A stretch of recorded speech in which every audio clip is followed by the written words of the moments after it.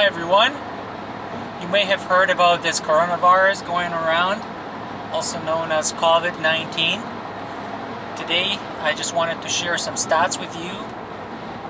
I work for a market research firm that studies what Canadians are buying, what Canadians are watching. So just wanted to share what they're buying as a result of this virus. Let's take a look. Does this look familiar?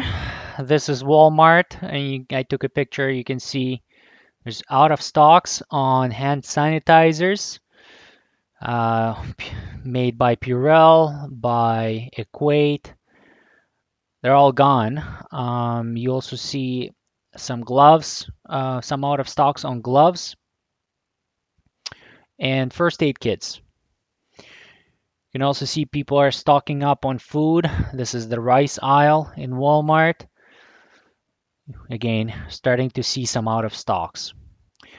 So, I just wanted to share this data with you, how Canadians are preparing for COVID-19. This is the dollar growth for the 4 weeks ending February 1st, 2020 versus last year. So 4 weeks meaning 1 month ending February 1st. So for the month of January, comparing it versus the month of January in 2019. And you can see there's some crazy growth numbers for personal use products like hand sanitizers, 166%, rubbing compounds, first aid kits, thermometers, throat sprays, cough remedies, herbal remedies, headache and migraine relief products, cold remedies.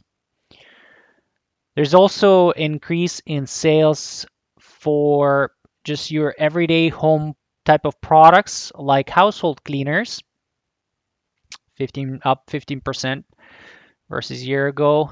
Household gloves, dishwasher cleaners, surface cleaners, paper towels. These are just few categories where we are seeing quite a bit of growth.